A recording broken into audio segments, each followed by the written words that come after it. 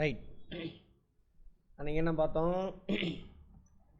Monetary policy, பணக்கொள்கை யார் வெளியிடுவாங்கன்னு பார்த்தோம். RBI. அப்படியே ஒரு செட்டு மாறி உட்காருங்க.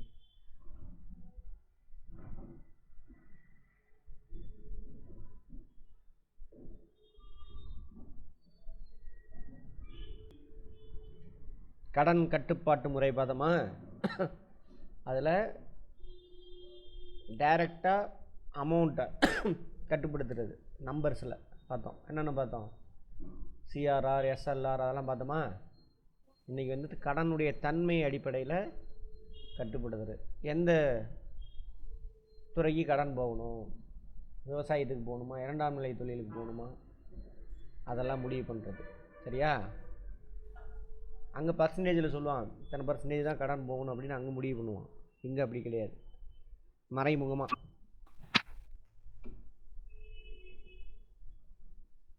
அதாவது செலக்டிவ் கிரெடிட் கண்ட்ரோல். அது அந்தந்த பேங்க்கு அவங்களுக்கு பேங்க்கு தகுந்த மாதிரி முடிவு பண்ணிக்குவாங்க. தெரிந்தெடுத்த கடன் கட்டுப்பாட்டு முறைகள்.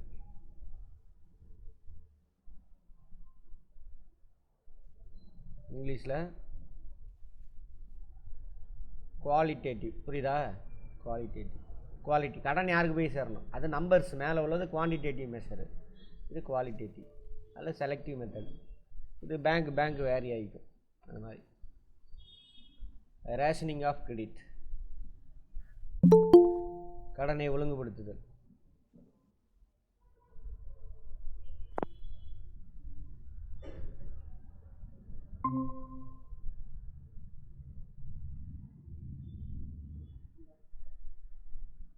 ரேஷனிங் ஆஃப் கிரெடிட் இது பழைய மெத்தடாமா. முதல்ல இங்கிலாந்தில் தான் அதை பயன்படுத்தியிருக்காங்க. இங்கிலாந்துடைய சென்ட்ரல் பேங்க். இதில் 2 இருக்காமா. அந்த கடன் பங்கீட்டு முறை இருக்குல்ல, அதில் 2 இருக்காமா. வேரியபிள் போர்ட்ஃபோலியோ, மாறும் வரையறை. போர்ட்ஃபோலியோன்னு கேள்விப்பட்டிருக்கீங்களா? எந்தெந்த துறைக்கு எவ்வளவு அப்படின்னு சொல்லுவாங்க. அதான் போர்ட்ஃபோலியோ.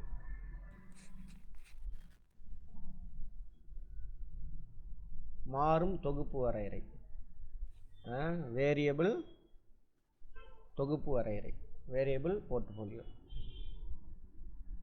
சீலிங்னா உச்சபட்சம், அதிகபட்சம் எவ்வளோ கொடுக்கலாம். சீலிங் இந்த வார்த்தை எங்கே கேள்விப்பட்டிருக்கீங்க? பில்டிங்கில் சீலிங் அதான் உயரம், அதோட உயரம் இல்லை. இந்த ரூமில் எது ஹைட்டு? சீலிங் தான். அதான் உச்சபட்சம் எவ்வளவு. அடுத்து வேரியபிள் கேபிட்டல் அசெட் ரேஷியோ, மூலதன சொத்து விகிதம். இது 2 எதில் வருது? கடன் பங்கீட்டு முறையில் வருது. இது எதில் வருது? கடன் தன்மை கட்டுப்பாட்டு முறை, குவாலிட்டேட்டிவ் கிரெடிட் கண்ட்ரோலில் வருது. இதில் மாறும் தொகுப்பு வரையறை, வேரியபிள் போர்ட்ஃபோலியோ சீலிங். இதில் ஒவ்வொரு வணிக வங்கியும் எவ்வளவு அதிகபட்ச கடன் மற்றும் முன்பணம் கொடுக்கலாம் என்பதை மைய வங்கி வரையறுக்கிறது. பர்டிகுலர் பேங்க் கூப்பிட்டு நீ இதுக்கு மேலே கடன் கொடுக்காத அப்படின்னு சொல்லுவாங்க. அடுத்து மாறும் மூலதன சொத்து விகிதம், வேரியபிள் கேபிட்டல் அசெட் ரேஷியோ. மூலதன சொத்துனா புரியுதா? பில்டிங்கு, காரு, மெஷினு இதெல்லாம் மூலதன சொத்து. இது வணிக வங்கிகள் தங்களது சொத்து மதிப்பில் எந்த அளவு மூலதனம் வைத்து கொள்ளலாம் என்பதை மைய வங்கி வரையறை செய்வதாகும். ஒவ்வொரு பேங்க்கும் எவ்வளோ வந்துட்டு சொத்து மதிப்பில், இப்போ 1000 ரூபாய், இப்போ 1000 ரூபாய் இருக்குது, அதில் நீ வந்துட்டு என்ன பண்ணலாம், மூலதனமாக வந்துட்டு ஒரு 500 ரூபா வரைக்கும் எடுத்துக்கலாம் அப்படின்னு சொல்லுவாங்க, ஃபிக்ஸ் பண்ணுவாங்க. அதுதான், ரொம்பலாம் போக வேண்டாம். அடுத்து நேரடி நடவடிக்கை, டைரக்ட் ஆக்ஷன்.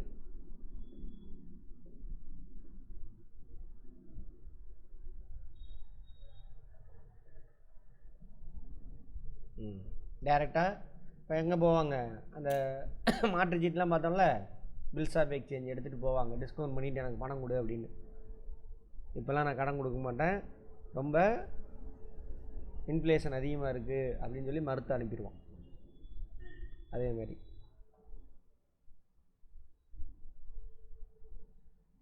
மூலதனம் மற்றும் இருப்புகளை தாண்டி மொத்த கடன் அளவு. வங்கிக்குன்னு ஒரு மூலதனம் இருக்கும், அந்த மூலதனத்தை தாண்டி அவன் கடன் கொடுத்துருக்கான், அல்லது கடன் இருக்கு அவனுக்கு. சரியா, கடன் கொடுத்தது கூட ஓகே, அவனுக்கு கடன் இருக்குது. அந்த மாதிரி பேங்க் என்ன பண்ண மாட்டான், கடன் கொடுக்க மாட்டான். உனக்கு உன்னோட லிமிட் தாண்டிடுச்சு, உனக்கு அந்த பர்டிகுலர் பேங்க் மட்டும் தர மாட்டான்ப்பான். அதே மாதிரி லிமிட் சொல்லியிருப்பான், இதுக்கு மேலே நீங்கள் கடன் வாங்கக்கூடாதுன்னு சொல்லியிருப்பான். அதுக்கு மேலேயும் இவன் போய் கடன் வாங்குவான். அப்போ என்ன பண்ணுவான், ஃபைன் போடுவான், அபராத வட்டி. சரி, நார்மலாக 5% கொடுத்துருந்தானா உனக்கான 8% தான் தருவேன் அப்படிமா. அதையும் மீறி வாங்குவாங்க. இந்த மாதிரி மெத்தட்லாம் இது பண்ணுவாங்க. சும்மா புரிஞ்சிட்டு மட்டும் வாங்க, இப்படிலாம் கட்டுப்படுத்தலாம்.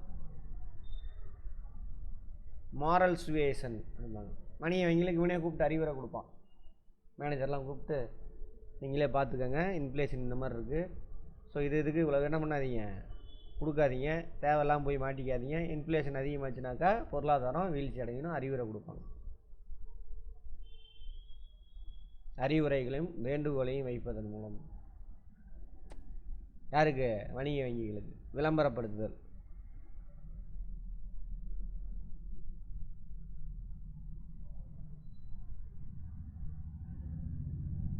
பொதுமக்களுக்கு என்ன பண்ணுறது, விளம்பரப்படுத்துகிறாங்க. இதுதான் நம்மளோட பாலிசி, இன்ஃப்ளேஷன் எப்படி இருக்குது, நிறையா கடன் வாங்காதீங்க, வாங்கினீங்கன்னா என்ன பண்ணு, எண்ட செலவெல்லாம் பண்ணாதீங்க, முதலீட்டில் போடுங்க, அந்த மாதிரி அறிவுரை கொடுப்பாங்க. இது ஒன்றும் பெரிய சக்ஸஸ்லாம் இல்லை. எத்தனை பேர் ஆர்பிஐ பற்றி நிறைய பேருக்கு தெரியாது, பேப்பர் படிக்கிறதே இல்லை நிறைய பேர். பேப்பர் படித்தாலும் அங்கே உள்ள விளம்பரம், அவங்க கொடுக்குற விளம்பரத்தெல்லாம் பார்க்க மாட்டோம் நம்ம, அதுவும் பேங்க் அது ரிலேட்டடாக எடுக்கவே மாட்டோம். அதான் சொல்கிறாங்க. நுகர்வோர் கடனை நெறிப்படுத்துது. கன்சியூமர் கிரெடிட், இதெல்லாம் கன்சியூமர் கிரெடிட்டு. நுகர்வோர் வாங்கினா அதுக்கு பேர் என்னது, நுகர்வோர் கடன். நுகர்வோர் கடன் வாங்கினா என்ன பண்ணுவான், சொந்த செலவு செய்வான். ஸோ அந்த மாதிரி தேவையில்லாத கடன் கொடுக்க விடாமல் தடுக்கிறது. அந்த பணத்தை எதில் போடலாம், ஒரு இன்வெஸ்ட்மெண்ட்டில் போட்டாக்க ப்ரொடக்ஷன் அதிகமாகும். அப்போவே ஆட்டோமேட்டிக்காக நுகர்வோருக்கு என்ன வருமானம் உயரும். அது பெஸ்ட்டு. ஆனால் அதுக்குன்னு கொடுக்காமல் இருக்கக்கூடாது, அளவோட லிமிட்டாக கொடுக்கணும். யாருக்கு, நுகர்வோர். உங்களுக்கு தெரிஞ்ச ஏதாவது ஒரு நுகர்வோர் கடன் சொல்லுமா, வீட்டில் என்ன கடன் வாங்கியிருக்கீங்க இப்போது, வீட்டுக்கு அது விட்ருங்க, அது கூட கேபிட்டல். பைக் வாங்குறதுக்கு லோன் இருக்கா, டிவி என்ன லோன் போட்டு தானே வாங்கினீங்க, டிவி ஃபோனு மொபைல் ஃபோனு இல்லையா, போடலையா? எது பிஸ்னஸ் லோன்லாம் நுகர்வோர் லோன் கிடையாது, அது இன்வெஸ்ட்மெண்ட்டு. நீங்கள் வேணால் பிஸ்னஸ்ன்னு சொல்லி வாங்கி சொந்த செலவு பண்ணுவீங்க, அப்படி பண்ணக்கூடாது, தப்பு அது.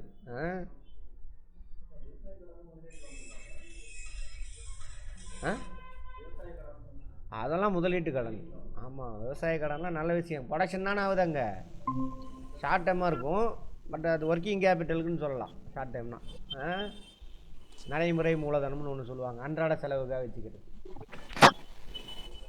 ஆமாம், விவசாயத்தில் 3 பார்த்துருக்கோம், 3 விதமாக இருக்குது. பயிர் செய்கிறதுக்காக வாங்குறது, அது நடைமுறை மூலதனம்னு வச்சுக்கலாம்.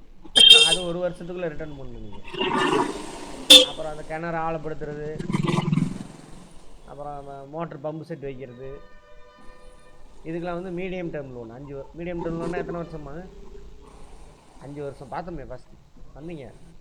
5 வருஷத்துக்குள்ளே ஒவ்வொன்றும் கேள்வி பார்த்துக்கோங்க, கதையை கேட்டுட்டு வாங்க, எல்லாமே கேள்வி, எதை வேணாலும் கேட்பாங்க. 5 வருஷத்துக்குள்ளே நீ ரீபே பண்ணுற மாதிரி இருந்தால் அது வந்து என்னது, மீடியம் டேர்ம் லோன்.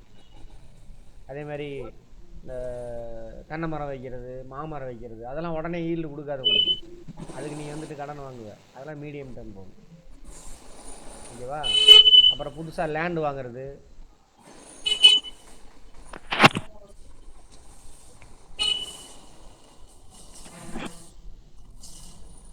பக்கத்தில் நீ 2 ஏக்கர் வச்சுருக்க, இன்னொரு ஏக்கர் பக்கத்தில் வருது வாங்கலான்னு போகிற, அதெல்லாம் வந்து மூலதன கடன், நீண்ட கால கடன்.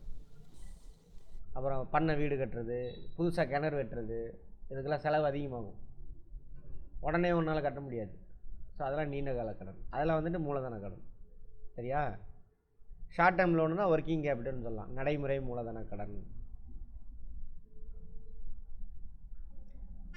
புரிஞ்சுக்க ட்ரை பண்ணுங்கள். பட்ஜெட் பார்த்தீங்களா, எல்லோரும் படித்து பார்த்தீங்களா? அதை அனுப்பி விட்டேனே, என்ன சொல்லுது பட்ஜெட்டு, அதில் அந்த டேர்ம்லாம் யூஸ் பண்ணுறாங்களா, இருக்கா அந்த டேர்ம்லாம்? என்னது ரெவன்யூ எக்ஸ்பெண்டிச்சரு, ரெவன்யூ ரெசிப்ட்ஸு, அதெல்லாம் வருதா? தமிழில் அது டீட்டெயில்டாக இருக்குல்ல. யார் அனுப்பி விட்டது அது? எனக்கு நான் அனுப்பிவிட்டேன். எனக்கு யார் அனுப்பி விட்டது? உங்களை மாதிரி ஒரு ஸ்டூடெண்ட் அனுப்பி விட்டாங்க யாரோ. சரி, என்னென்ன ஸ்கீமுக்கு முக்கியமான ஸ்கீம் ஹைலைட் பண்ணியிருப்பான். எது வரைக்கும் இன்கம் டேக்ஸு, அதான் சீலிங், இன்கம் டேக்ஸ் சீலிங்னு சொல்லுவாங்க.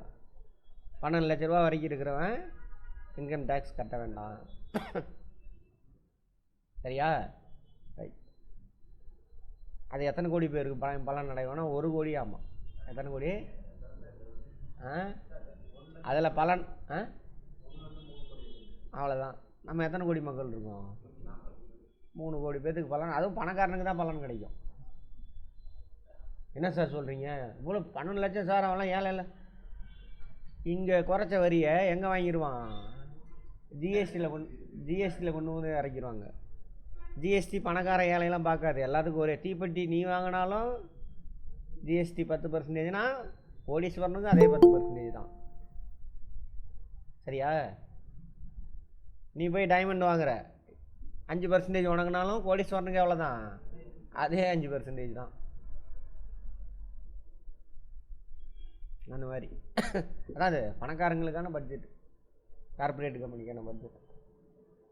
வேறு இதுக்கு என்னது 100 நாள் வேலைக்கு நிதி ஒதுக்கீடு எப்படி இருக்குது? குறைச்சிருக்காங்களா அதிகப்படுத்திருக்காங்களா? அதெல்லாம் இல்லவே இல்லையா? ஆமாம், சாலை போக்குவரத்து நான் பார்க்கல, பெரியவங்க பேசுனது மட்டும் அதை லைட்டாக கேட்டேன், அவ்வளோதான். அதான் அந்த 3 கோடி பேர் நடுக்கலாம், அவ்வளோதான் இருக்காங்க. நடுத்தர வர்க்கத்துக்கான. அது யார் சொன்னது நடுத்தர வர்க்கத்துக்கானது? போட்டு அவன் எழுதுறது தானே, கைக்கூலி வாங்கிட்டு போடுவானுங்க. அது இந்த சேனல்லாம் ஒரு மாதிரி பேசும். தந்தி, புதிய தலைமுறை, அப்புறம் வேறு என்ன இருக்குது?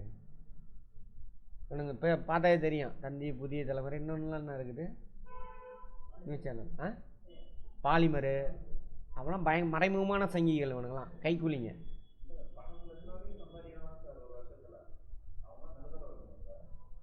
ஆமாண்ணா, அப்படி அந்த கதை தான். ஆமாம்.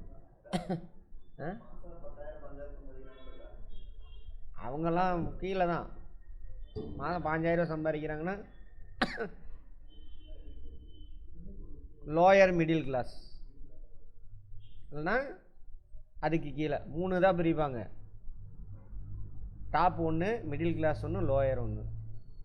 சரியா? லோயரில் இருக்கிறவன் தான் பெரும்பாலும் நம்ம இந்தியாவில். மிடில் கிளாஸ் இருக்கான் ஓரளவுக்கு. அதில் upper middle class, lower middle கிளாஸ்ன்னு இருக்குது. அது கேட்டகரியெலாம் இருக்குது. ஆமாம், அது மாதிரி இருக்குது ஏதோ ஒன்று.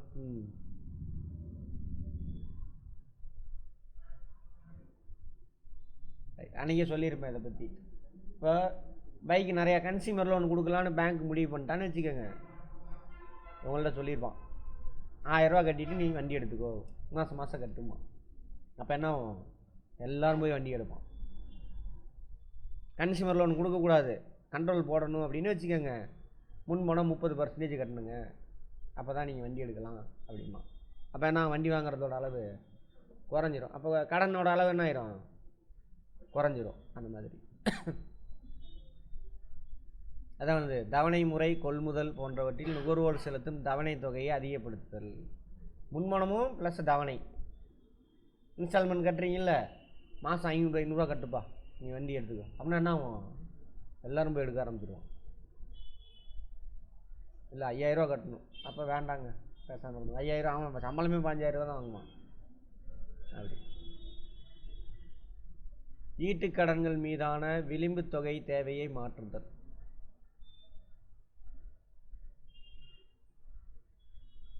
ஈட்டுக்கடனா புரியுதா? Security loans.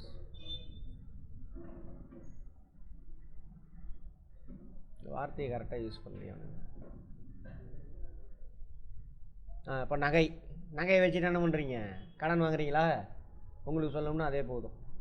நகையை அடமானம் வச்சுக்கிட்டு கடன் வாங்குறீங்க. அதான் வந்து என்னது ஈட்டு கடன். கடனை கொடுத்துட்டு நீங்கள் திரும்ப வாங்குவீங்க.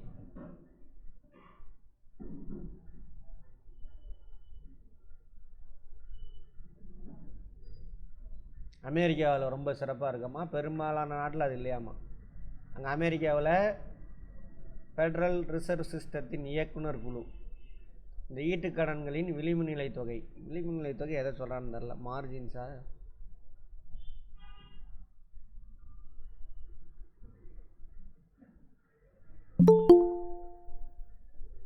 செக்யூரிட்டி லோன்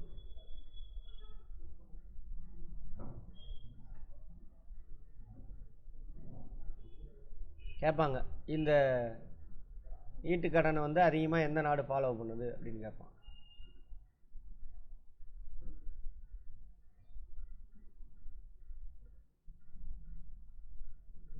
பங்குச்சந்தையில் ஊக வாணிபம் அதெல்லாம் விட்டுருங்க.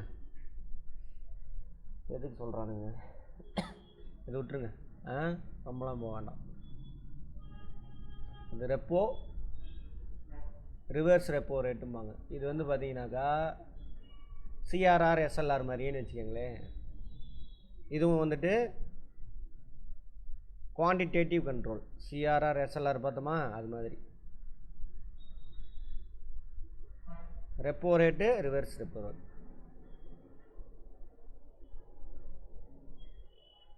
இப்போ பேங்க் ரேட்டு பார்த்துருப்போம். நீங்கள் போயிட்டு அந்த மாற்றுச்சீட்டை கழிவு செஞ்சுக்கிட்டு டிஸ்கவுண்ட் பண்ணிக்கிட்டு வாங்குறது அது பேங்க் ரேட்டு. எவ்வளோ ரேட்டு, அந்த அமௌண்ட்டுக்கு வந்துட்டு பேங்க் ரேட்டு அல்லது டிஸ்கவுண்ட் ரேட்டு. அது ரெப்போ ரேட் அப்படின்னாக்கா எந்த அடமானம் வைக்காமல் ஆர்பிஐட்ட போய் கடன் வாங்குவாங்க கமர்ஷியல் பேங்க். அடமானம்லாம் எதுவும் இல்லை, அல்லது டிஸ்கவுண்ட் பண்ணி வாங்கலை, அல்லது அடமானம் வந்து பத்திரம் வேணால் அடமானம் வச்சுக்கலாம். அந்த மாதிரி இந்த பிறகு பாருங்கள். அதில் தங்கம் இருக்கும், தங்கத்தை அடமானம் வச்சுட்டு வாங்குவீங்க. சரியா? அப்போ எதுக்கு அதுக்கு எவ்வளோ இன்ட்ரெஸ்ட் ரேட்டு அப்படின்னு சொல்லிட்டு ஆர்பிஐ ஃபிக்ஸ் பண்ணுவான். அதுக்கு பேர் என்னது ரெப்போ ரேட். பேங்க் ரேட் எதுக்கு இப்போ ஃபிக்ஸ் பண்ணுறது? Bank rate discount rate. நீ மாற்றுச்சீட்டை போய் கொடுத்துட்டு அதில் டிஸ்கவுண்ட் பண்ணி வாங்குறதில்ல, அதுக்கான ரேட்டு தான் பேங்க் ரேட்டு. ஆர்பிஐட்ட இருக்கும் அந்த மாற்றுச்சீட்டு. திரும்ப அன்னைக்கு டேட்டு வருதோ அந்த டேட்டில் பேங்கில் போட்டு அவன் வாங்கிக்குவான் ஆர்பிஐ. ரெப்போ ரேட்னாக்கா நீ ஆர்பிஐட்ட பத்திரமோ தங்கத்தையோ அடமானம் வச்சுட்டு கடன் வாங்குற யார், கமர்ஷியல் பேங்க். அதுக்கு எவ்வளோ ரேட் ஆஃப் இன்ட்ரெஸ்ட்னு ஃபிக்ஸ் பண்ணால் அதுக்கு பேர் என்னது ரெப்போ ரேட். இது கம்மியாக ஃபிக்ஸ் பண்ணால் என்ன ஆகும்? நிறையா கடன் கமர்ஷியல் வணிக வங்கிலாம் நிறையா பத்திரங்கத்திரலாம் போய் அடமானம் தங்கத்தெல்லாம் அடமானம் வச்சுட்டு நிறையா கடனை வாங்கி இவன் நிறையா கடன் கொடுப்பான். சரியா? எந்த டைமில் இது இந்த யூஸ் பண்ணணும்? பணம் வாட்டத்தப்ப. Very good. சரியா? அதே இந்த ரெப்போ ரேட்டை அதிகமாக ஃபிக்ஸ் பண்ணுறேன். அப்போ என்ன ஆகும்? வணிக வங்கியெல்லாம் போய் கடன் வாங்க மாட்டான், திரும்ப கடன் கொடுக்க மாட்டான். இந்த டூலை எப்போ யூஸ் பண்ணணும்? பணம் விற்கிறதப்போ. ஏன்னா மக்கள் கையில் ஆல்ரெடி பணம் இருக்கா? நீங்கள் ஃபஸ்ட் வீடியோலாம் பார்க்க ஆரம்பிச்சிருங்க. மணிகண்டன் எக்கனாமிக்ஸ் சொல்லிட்டீங்களா அவருக்கு பார்த்திபன்? அதான் இதாங்க இப்படி தான் கேள்வி இருக்கும்.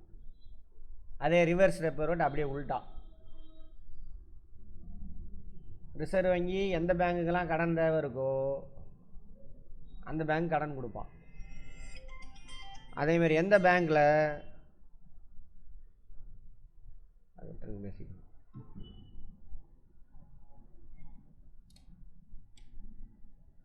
எந்த பேங்குக்கிட்டலாம் சர்ப்ளஸாக பணம் இருக்குதோ அவன்கிட்டருந்து கடன் வாங்கி இன்னொரு பேங்க் கடன் கொடுப்பான்.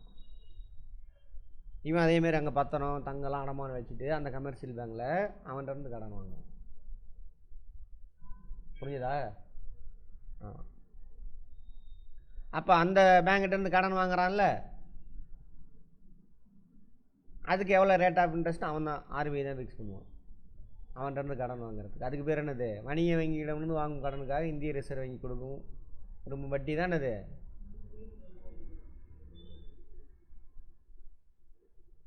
இப்போது நார்மலாக இவன்ட்டு 5% கிட்ட வாங்குவான். ஒரு பேங்க்கிட்ட 5% ஆர்பிஐ கடன் வாங்குறான், இன்னொரு பேங்க்கு கடன் கொடுக்குறான். அப்போ எவ்வளோ ஃபிக்ஸ் பண்ணுவான்? இதோட 1% அதிகமாக 6%. சரி, இப்போ விட்டுருங்க. இப்போ இந்த மீல் ரெப்போ ரேட் இருக்குல்ல, அது அதிகமாக ஃபிக்ஸ் பண்ணால் என்ன ஆகும்?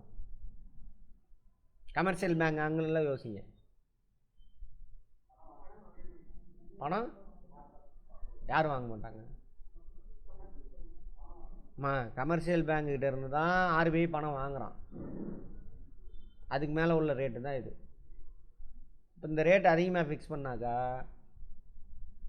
அதிகமாக கொண்டுட்டு போய் என்ன பண்ணுவான்? ஆர்பிஐயில் டெபாசிட் பண்ணுவான்னு சொல்லலாம், அல்லது ஆர்பிஐட்ட கொண்டு போய் கடனாக கொடுப்பான்.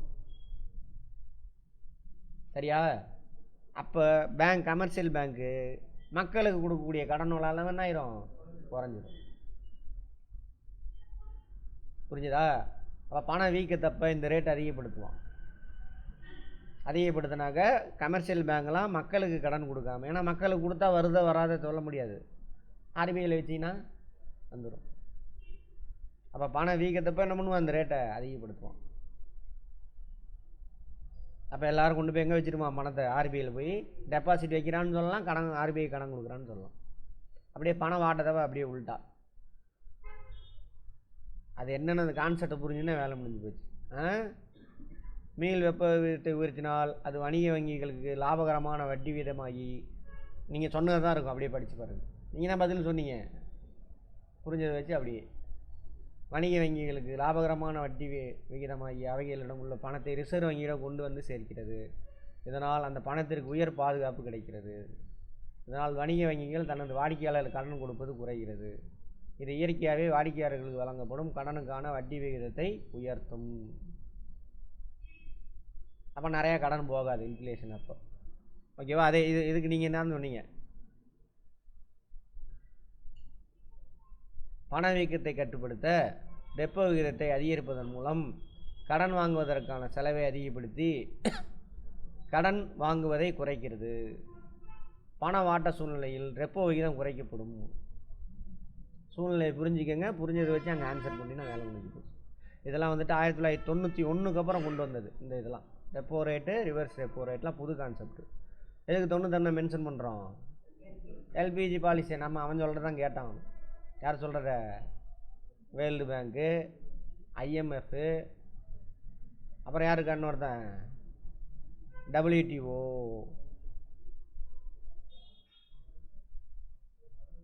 இந்திய ரிசர்வ் வங்கியும் கிராமப்புற கடனும். கிராமப்புறத்துக்கு கடன் ரொம்ப தேவையா? ஏன்? இந்தியாவில் அதிகமான வேலை வாய்ப்பு யார் கொடுக்குறா? கிராமப்புறத்தில் இருக்கக்கூடிய முதல் நிலை தொழில். கரெக்டா? அதிகப்படியான மக்கள் இந்தியாவில் எங்கே இருக்காங்க? கிராமப்புறத்தில் தான் இருக்காங்க. அப்போ இந்தியா வளர்ச்சி அடையுது அப்படின்னாங்க என்ன பண்ணணும்? இந்தியானா யார்?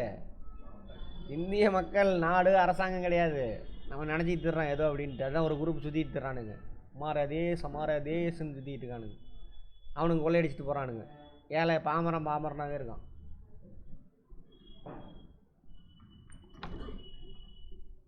மாற தேசனா யார்?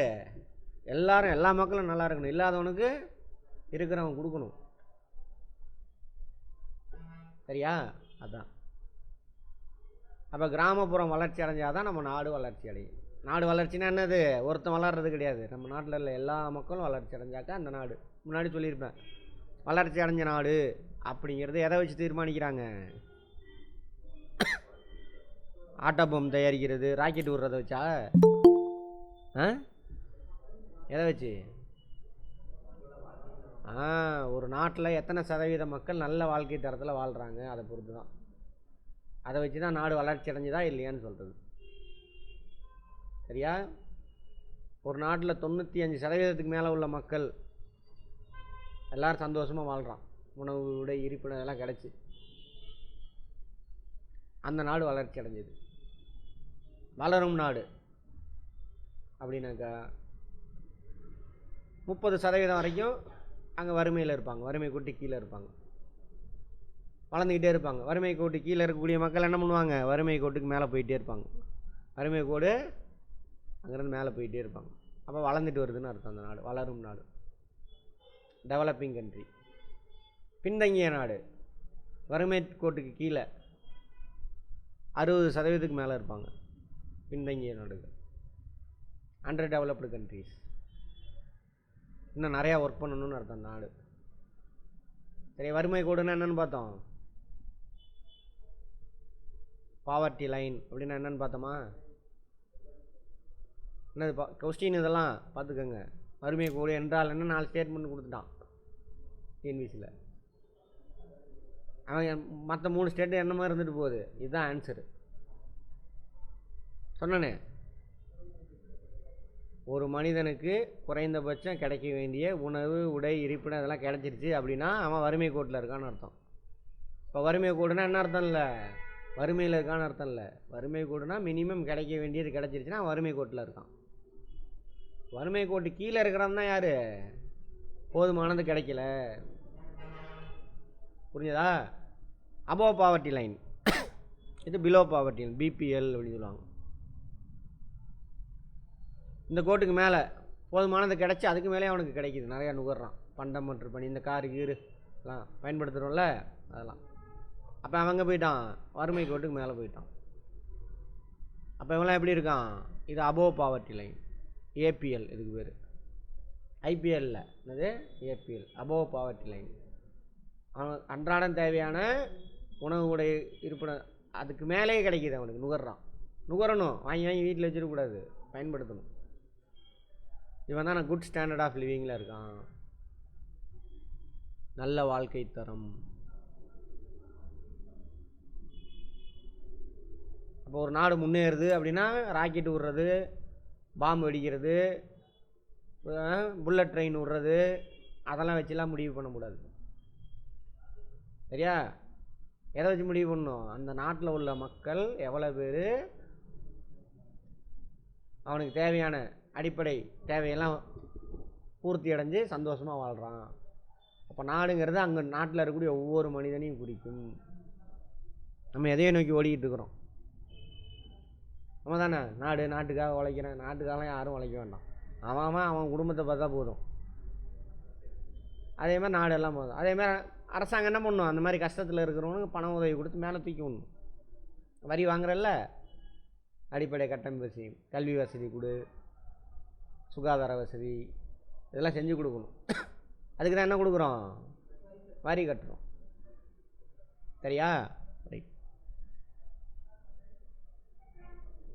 இந்திய ரிசர்வ் வங்கி அப்போ என்ன பண்ணும்? ரைட். இப்போ வாங்க, அப்போ இந்தியாவில் 60% மக்கள் எங்கே வாழ்கிறான்? இன்னும் கிராமத்தில் தான் வரலாம்.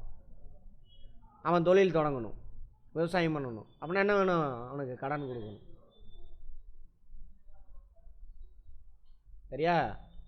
அதுக்காக தான் என்ன பண்ணுவாங்கன்னா, இந்த விவசாயிங்களுக்கு, சிறு தொழில் செய்கிறவன், புதுசாக தொழில் செய்கிறவனுங்களாம் என்ன பண்ணுறானுங்க, இந்த 1969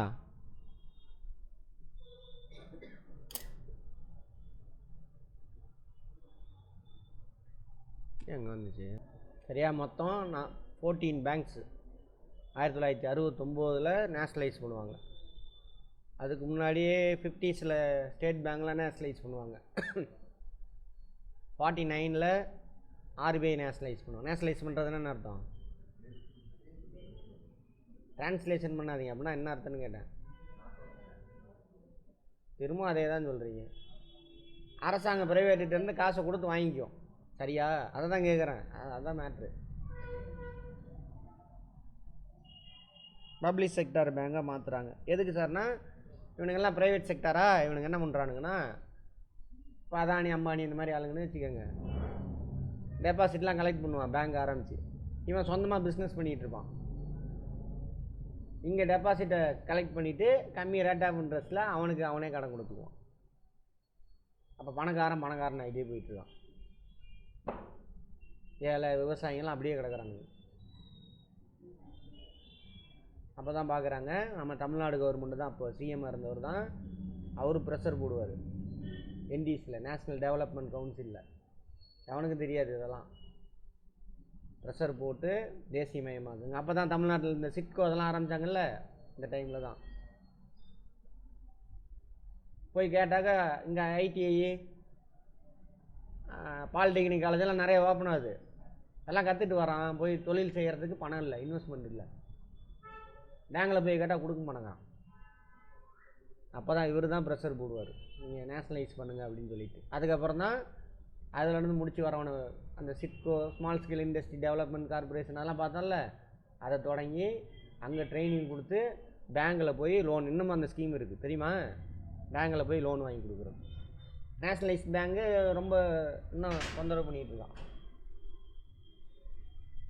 அதுக்காக தான் கொண்டு வருவாங்க. அந்த மாதிரி கிராமத்தில் கடன் கொடுக்கணுங்கிறதுக்காக நேஷ்னலைஸ் பண்ணுவாங்க.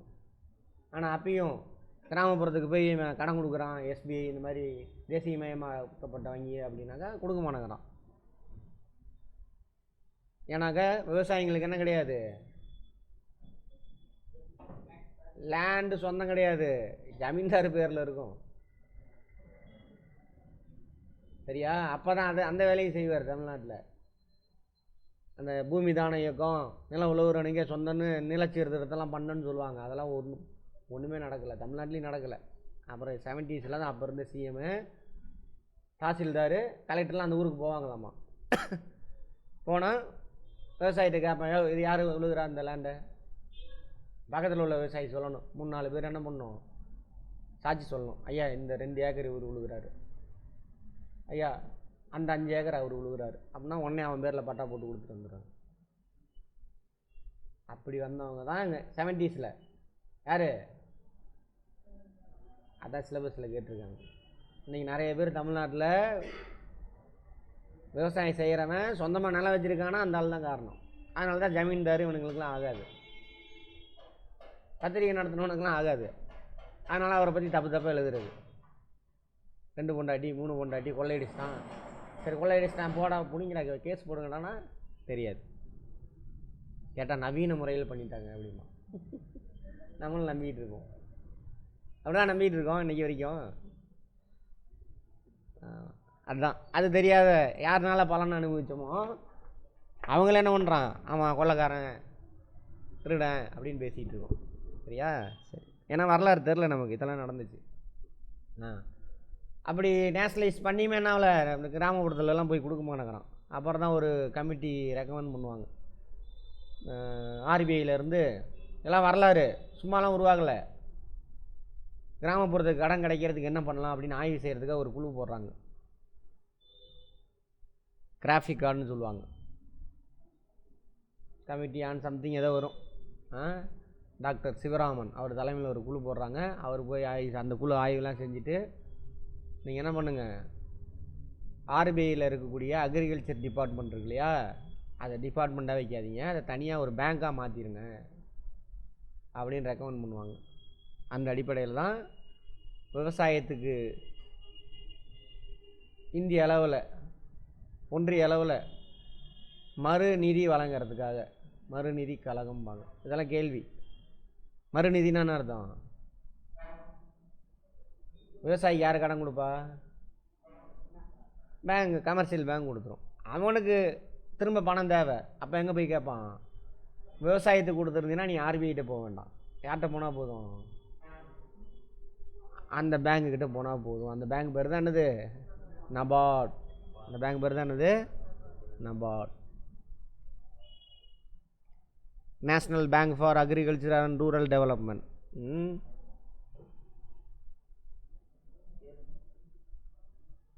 83, 84 அந்த மாதிரி இருக்கும். பார்ப்போம், ஃபேக்டெல்லாம் அதில் 82வா அதில் இருக்கும், பார்த்துக்கோங்க. ஃபேக்டெல்லாம் அந்த புக்கில் கிடக்குது, அது பார்த்துக்கோங்க. நேஷ்னல் பேங்க் ஃபார்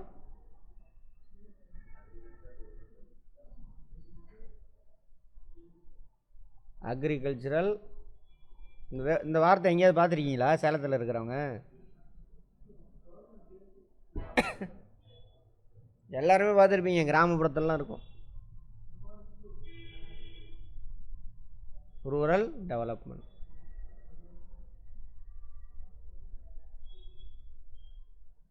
தேசிய தமிழில் தேசிய வேளாண் மற்றும் வார்த்தையிலே அர்த்தம் இருக்குது பாருங்கள், பல பொருள் இருக்குது. வேளாண்மைக்கும் ஹெல்ப் பண்ணுவான் மற்றும் ஊரக வளர்ச்சி. ஊரக வளர்ச்சினா எது வளர்ச்சி? டெவலப்மெண்ட். வளர்ச்சிங்கிறது தப்பு, முன்னேற்றம், அதுதான் சரியான வார்த்தை. முன்னேற்றம்னா என்னது? கிராமப்புற முன்னேற்றம் எப்போ நடக்கும்? சத்தமாக ஒரு வார்த்தை வந்துச்சு. கிராமப்புறத்தில் இன்ஃப்ராஸ்ட்ரக்சரை டெவலப் பண்ணணும். நேஷ்னல் தேசிய வேளாண் மற்றும் ஊரக வளர்ச்சி. வளர்ச்சி தப்பு. வளர்ச்சின்ற வரையும் தப்பு. முன்னேற்றம்னு போடணும். இப்படியே பழகியாச்சு. அந்த சரி அதையும் நம்மளும் பயன்படுத்துவோம்.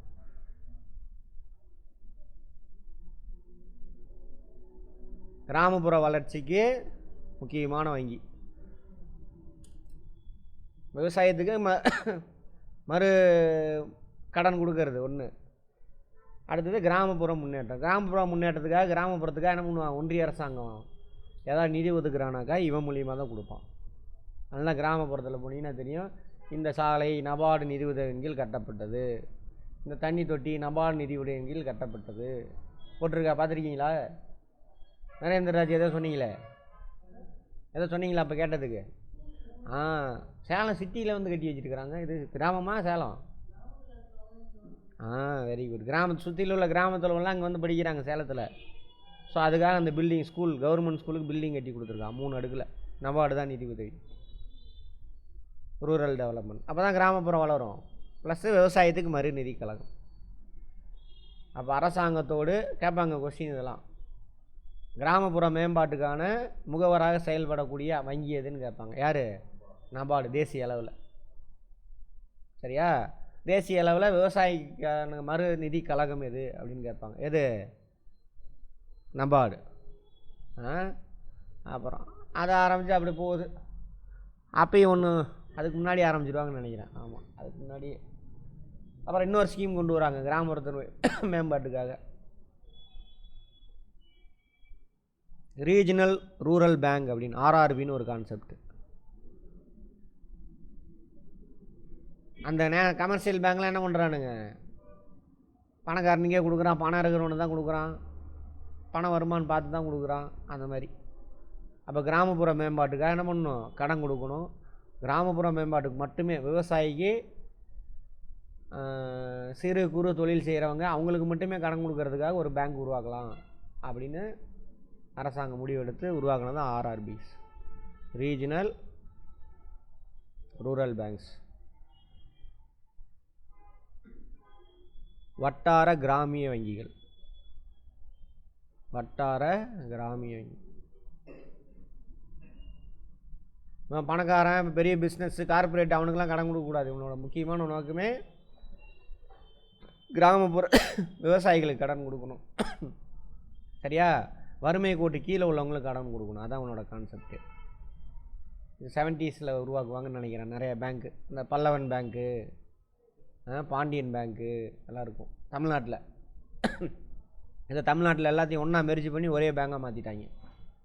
தமிழ்நாடு வட்டார கிராமிய வங்கி அப்படின்னு கொண்டு வந்துட்டான். இந்த ஏற்காடு ரோட்டில் இருக்கும் பாருங்க. இதுக்கு யார் சார் முதலீடு போடணும் அப்படின்னா, இதில் 3 பேர் இன்வெஸ்ட்மெண்ட் பண்ணணும். ஒன்று ஒன்றிய அரசாங்கம்,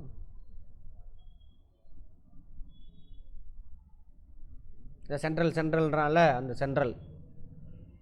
அடுத்தது சென்ட்ரல்னு சொல்லாமா, யூனியன் தான் சொல்லணும். உனக்கு வேணுன்னே பிளான் பண்ணி அப்படியே கொஞ்சம் கொஞ்சமாக மாற்றிட்டு வந்துட்டானுங்க.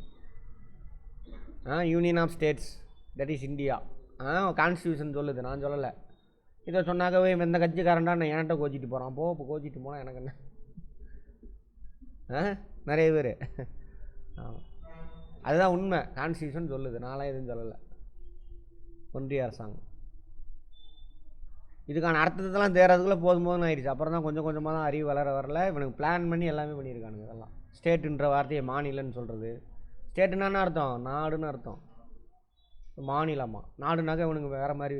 ஆல்ரெடி என்ன கேட்குறான் அவன்? தனி நாடு கேட்டுக்கிட்டு இருக்கானுங்க அப்படின்னு சொல்லிட்டு. நாடு தான் நம்ம. இப்போ பவர்லாம் பிடிக்கிட்டே இருக்கானுங்களா ஒவ்வொன்றா? எதை எடுத்தாலும் ஒன்றிய அரசாங்கம் அவன் எடுக்கிறது தான் முடிவு. அப்போ ஸ்டேட் கவர்மெண்ட் எதுக்கு இருக்குது? சரி, ஒன்றிய அரசாங்கம். ஒன்றியம் தான் கரெக்டு. அவன் ஒரு ஷேர் போடணும். அது எத்தனை ஷேர், எவ்வளோ பர்சன்டேஜ்னு இந்த புக்கில் இருக்கும், பார்த்துக்கும். அப்புறம் எந்த மாநிலமோ அந்த மாநில அரசாங்கம் கொஞ்சம் ஷேர் போடணும். அப்புறம் நேஷ்னலைஸ்டு பேங்க் இருக்குல்ல, கமர்ஷியல் பேங்க்கு, நேஷ்னலைஸ்டு கமர்ஷியல் பேங்க், ஒன்றிய அரசாங்கத்தினுடைய வணிக வங்கிகள். அந்த வணிக வங்கிகள் தேசியமயமாக்கப்பட்ட வணிக வங்கிகள். அவனோட ப்ராஃபிட்லேருந்து ஒரு ஷேர் போடணும். இந்த 3 பேர் சேர்ந்து தான் என்ன பண்ணுவாங்க, உருவாக்குவாங்க. இப்போ கனரா பேங்க்கு ஒரு பேங்க்கை இந்த ஆர்ஆர்பி ஆரம்பிச்சிருக்கான். அந்த ஆர்ஆர்பி கனரா பேங்க் யார் அப்படின்னாக்கா, இப்போ பல்லவன் பேங்க்னு வச்சுக்குவோம். பல்லவன் வங்கியில் யார் முதலீடு போட்டிருக்கா, கனரா வங்கி போட்டிருக்கோம். அப்போ கனரா வங்கி இந்த பல்லவன் வங்கி ஸ்பான்சர் பேங்க் அப்படின்னு சொல்லுவாங்க. அதான் நிதி போட்டிருக்கான் அரசாங்கம் இல்லாமல். ஸோ கனரா பேங்க் வந்து யார், பல்லவன் வங்கிக்கு ஸ்பான்சர் பேங்க். தமிழில் என்ன சொல்லலாம், ஸ்பான்சர். சரி பார்ப்போம். இந்தியா போன்ற வளரும் நாடுகள் வங்கியின் பணவியல் நெறிமுறைகளை செயல்படுத்துவதுடன் அதன் எல்லை முடிவடைவதில்லை. இதெல்லாம் எதுக்கு எடுத்திருக்காங்க, கிராமப்புற மேம்பாட்டுக்கு. கிராமத்தில் உள்ள மக்களெல்லாம் முன்னேறி வந்தால் தான், எல்லா உணவு உடை இருப்பிடம் கிடச்சி வாழ்ந்தால் தான் அந்த நாடு வந்துட்டு என்னாகும், வளர்ச்சி அடையும். அதுக்காக கேர் எடுக்கிறாங்க. அது விவசாயம், தொழில் உள்ளடக்கிய அனைத்து துறையும் வளர்ச்சியும் பங்கு வருவது எதிர்பார்க்கப்படுகிறது. யார், ஒன்றிய அந்த பணவியல் கொள்கை. விவசாயத்துறை நிதியளிப்பில் இந்திய ரிசர்வ் வங்கியின் பங்கு. சரி பார்ப்போம். விவசாயத்துறை மிக முக்கியம். எல்லாத்துக்கும் விவசாயிகளாக கடன் கொடுக்குறாங்களா,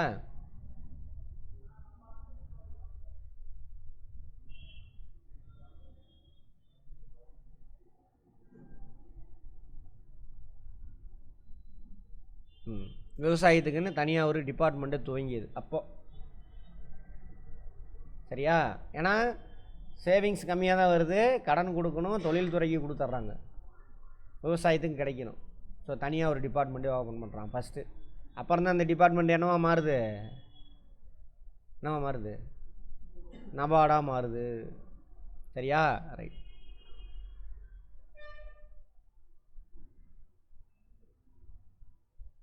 நிபுணத்துவம் வாங்கி பெற்ற அலுவலரை நியமித்து.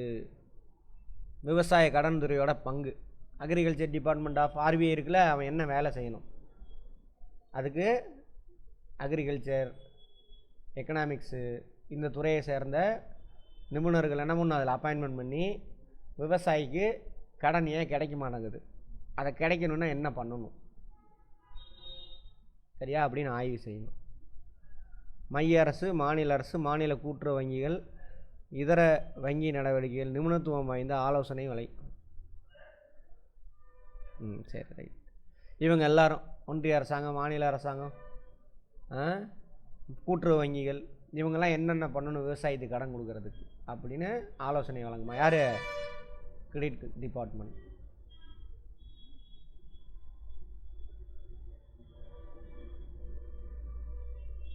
அடுத்து 3வது வேலை, கிராமப்புறத்துக்கு கடன் கிடைக்க வைக்கணும்.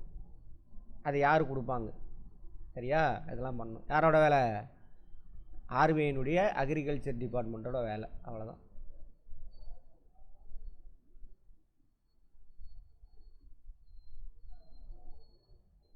மறு கடனாக வழங்கி வந்தது யார், ஆர்பிஐ. மறு கடன் என்ன அர்த்தம், இப்போ கோஆபரேட்டிவ் பேங்க் கொடுத்துட்டானா அவனுக்கு கொடுப்பான். எஸ்பிஐ இருக்கான்ல, அவன் கிராமத்தில் கொடுத்துட்டு இப்போ அவனுக்கு பணம் தேவை, அப்போ ஆர்பிஐகிட்ட போவான். அங்கே பாருங்கள், விவசாயத்துக்கு கொடுத்துருக்கு, எனக்கு பணம் கொடு, அதான் மறு கடன், ரீஃபைனான்ஸ் இங்கிலீஷில். மெயினாக மாநில, எனக்கு ஏன் சார் கூட்டுறவு சங்கத்தை சொல்கிறாங்கன்னா, கூட்டுறவு சங்கங்கள் 3 அடுக்கில் இருக்குது. அதை பற்றி அன்றைக்கி பார்த்தோம்ல, கூட்டுறவு சங்கத்தை பற்றி உங்களுக்கு தானே பார்த்தோம் இல்லையா, பார்த்தோம். நீங்கள் விட்டுருங்க, கூட்டுறவு சங்கத்தை பற்றி பார்த்தோமா இல்லையா உங்கள் கிளாஸில், இல்லையா, பார்த்தோமே. கடன் சங்கங்கள் பார்த்தோமே. நீங்கள் ரிவிஷன் பண்ண, இது பில்டிங்கை ஒரு நாலேஜ் கெயின் பண்ணுறது, பில்டிங் கட்டுற மாதிரி. இன்றைக்கி ஒரு ஃப்ளோர் கட்டினாக்கா நாளைக்கு அந்த ஃப்ளோர் இருந்தால் தான் அது மேலே இன்னொன்று வைக்க முடியும். சரியா, ரிவிஷன் பண்ணணும் ப்ராப்பராக. கூட்டுறவு கடன் சங்கங்கள் 3 அடுக்கில் இருக்குது தமிழ்நாட்டில்.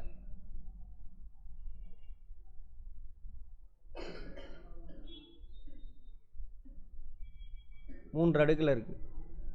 அங்கே வந்துருச்சு, அதனால தான் சொல்கிறேன். 3 டயர் ஸ்ட்ரக்சர். கிராமப்புறத்தில் இருக்கக்கூடிய விவசாயிகள்லாம் ஒன்று சேர்ந்து என்ன பண்ணுவான், அந்தந்த கிராமத்துக்கு ஒரு கிராம கடன் தொடக்க வேளாண் கூட்டுறவு சங்கம் உருவாக்கலாம். தொடக்க வேளாண் கூட்டுறவு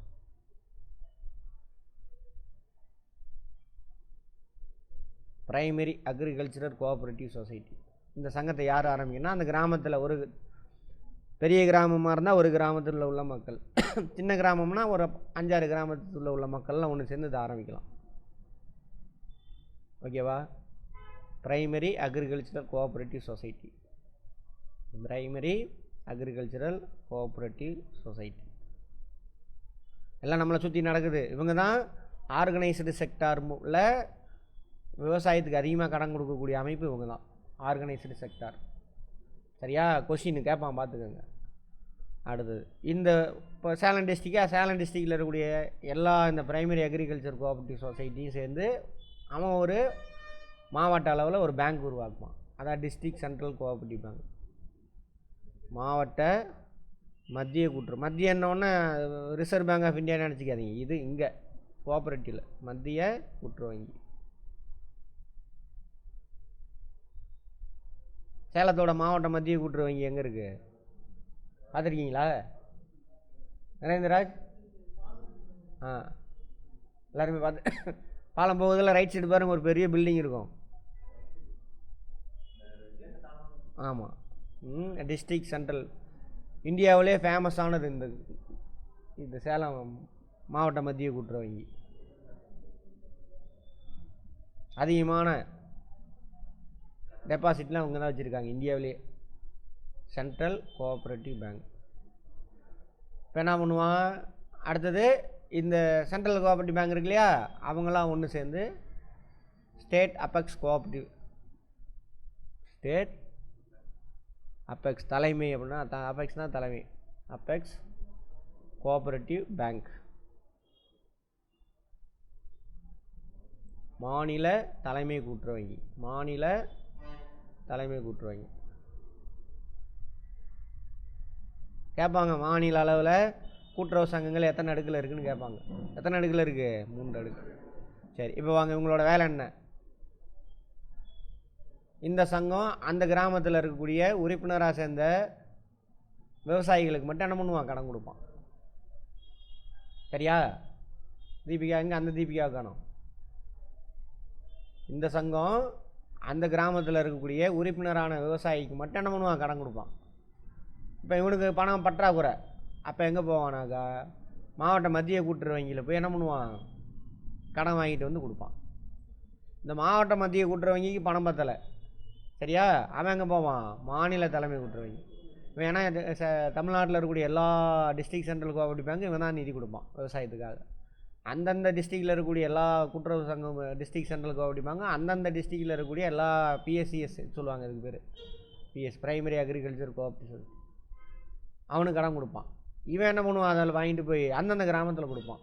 இப்போ மாநிலத்தில் இருக்கக்கூடிய எல்லா கிராமத்துலேயும் கூட்டுறவு சங்கம் இருக்கும், போய் பாருங்கள்.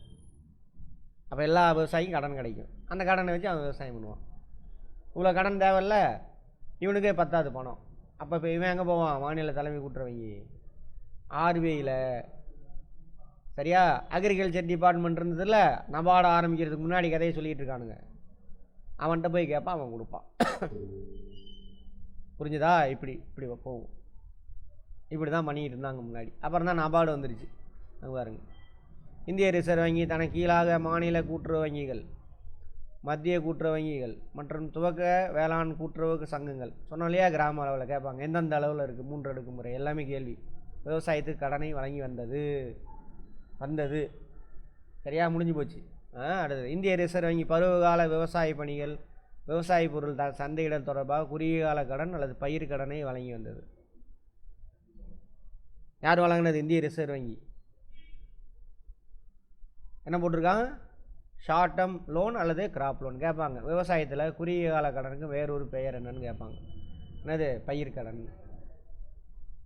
புரிஞ்சுதா? பயிர் கடன் என்ன சார்? ஒரு விவசாயி இருக்கான், நெல் பயிர் செய்கிறான், இப்போ என்ன பண்ணுவான்? பிஎஸ்சிஎஸ்ட்டை கடனை வாங்கி நெல் பயிர் செய்வான். நெல் எவ்வளோ நாள் விளையும்? 3-4 மாதத்தில் விளைஞ்சிடும்.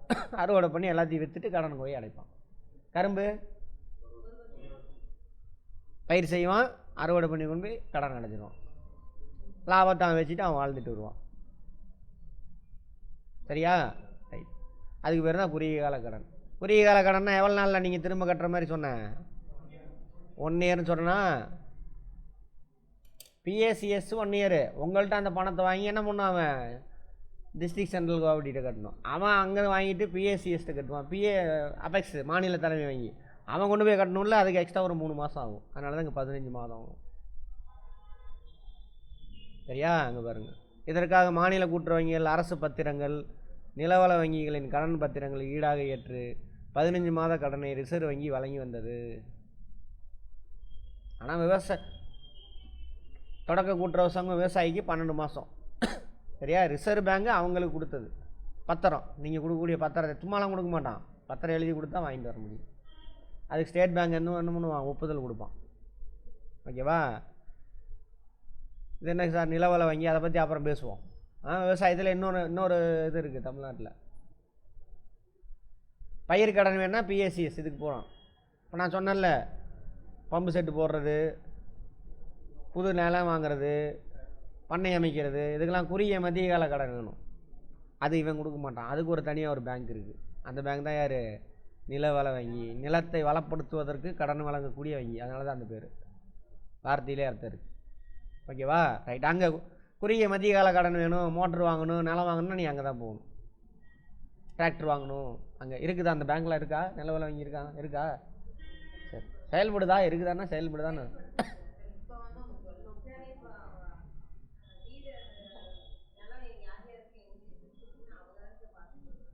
அப்படியா?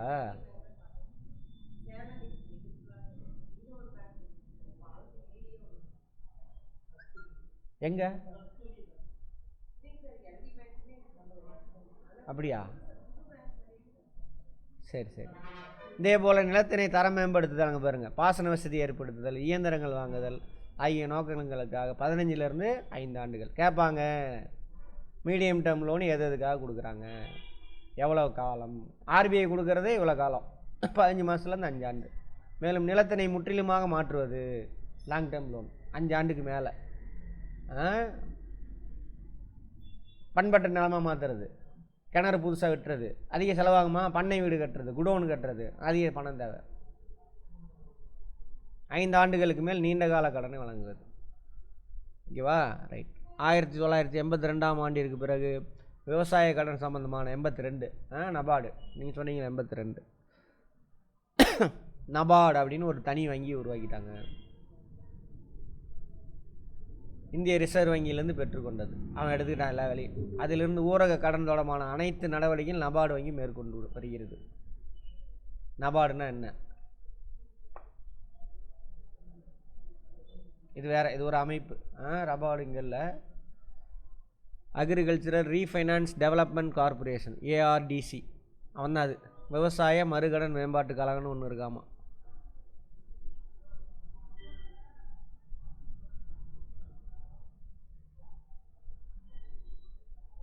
பார்த்தோம் இல்லையா? நிலவள வங்கிகள், லேண்ட் டெவலப்மெண்ட் கோஆபரேட்டிவ் பேங்க். ஆக்சுவலாக இது எதுக்கு? நீண்ட கால கடன், மத்திய மற்றும் நீண்ட கால கடன். எதுக்கு? பம்பு செட்டு போடுறது, கிணறு வெட்டுறது, இடம் வாங்குறது, இதெல்லாம் இதுக்கெல்லாம் தேவை மத்திய மற்றும் நீண்ட கால. அதுக்காக நிலவள வங்கி இருக்குது, land development bank. Cooperative land development bank தான். அதுக்கு இப்போ பேர் என்னம்மா? Agriculture and rural development bank, அந்த மாதிரி பேர்.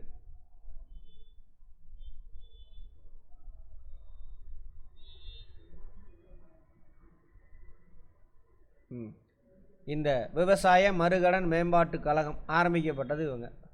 இந்த லேண்ட் டெவலப்மெண்ட் பேங்க் இருக்கான்ல, நீண்ட கால கடன் கொடுக்குறான்ல, அவனுக்கு கடன் கொடுக்கறதுக்காக ஒரு பேங்க் உருவாக்கியிருக்காங்க. புரிஞ்சுதா? அவன் தான் யார்? 1963 வருவாங்க. அது அதோடு இருக்குது. அதெல்லாம் இருக்குதா இல்லையான்னு தெரியல, விட்டுருங்க. நோக்கம்: மத்திய நிலவள வங்கி, மாநில கூட்டுறவு வங்கிகள் மற்றும் பட்டியல் வங்கிகள், ஷெட்யூல்டு பேங்க்ஸ் மறுநிதியே கொடுக்கணுமா? குறுகிய மற்றும் மத்திய கால கடன் கொடுக்கறது மத்திய நிலவள வங்கி. மத்திய நிலவள வங்கினா ஆறாருங்க பாருங்க. இந்த குறுகிய கால கடன் வழங்குச்சில இந்த அமைப்பு குறுகிய கால கடன், இவன் பயிர் கடன் தான் கொடுப்பாங்க. இந்த அமைப்பு பார்த்தீங்கன்னா 3 அடுக்கு ஸ்டேட் லெவலில். மத்திய மற்றும் நீண்ட கால கடன் கொடுக்கறதுக்கான அமைப்பு தான் எது? அந்த நிலவள வங்கி. இது கிராமத்துக்கு ஒரு சங்கம், அதில் 4-5 கிராமத்துக்கு ஒரு சங்கம் இருக்கும் இந்த தொடக்க வங்கி. இதே பார்த்தீங்கன்னாக்கா இந்த தொடக்க நிலவலை வங்கி இருக்குல்ல, ஒரு தாலுக்காவுக்கு ஒன்று இருக்கும். தாலுக்கு அதோட ஏரியா பாப்புலேஷன். ஒரு தாலுக்காவில் எத்தனை கிராமம் இருக்கும்? 100கணக்கான கிராமம் இருக்கும். ஒரு தாலுக்காவுக்கு ஒன்று. இந்த தாலுக்காவில் இருக்கக்கூடிய எல்லா சங்கமும் சேர்ந்து மாநில அளவில் மத்திய கூட்டுறவு வங்கி இருக்கும். மாநில அளவில் மாநில நிலவலை வங்கி.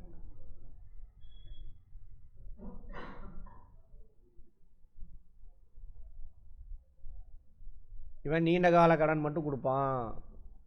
சரியா? நீண்ட கால கடன். மத்திய கால கடன், மத்திய கால மற்றும் நீண்ட கால கடன். இவன் குறுகிய கால கடன். பயிர் கடன் தான் மெயின் அவனுக்கு இந்த அமைப்பு.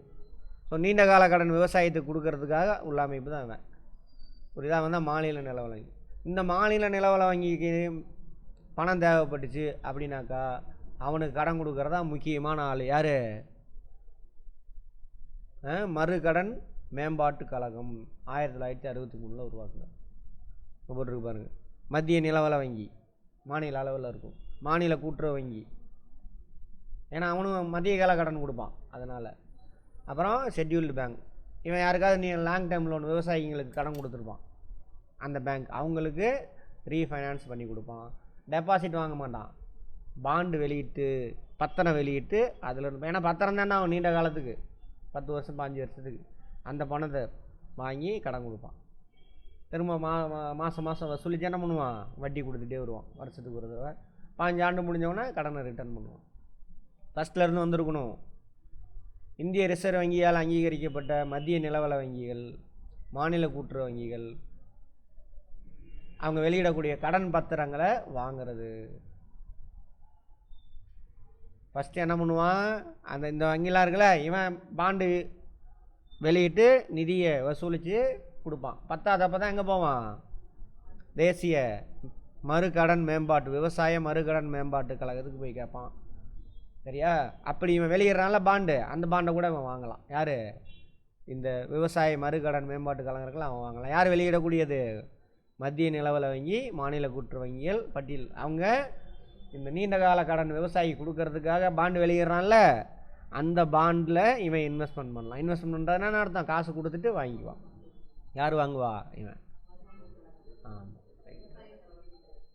அடுத்தது ஆர்ஆர்பி. அப்போ 2 பார்த்துட்டோம். ஒன்று ஆர்பிஐ பண்ணிக்கிட்டு வந்தான், 82லேருந்து நபார்டு அந்த வேலையை எடுத்துக்கிச்சு. அப்புறம் 1963லேருந்து யார் பண்ணுறா?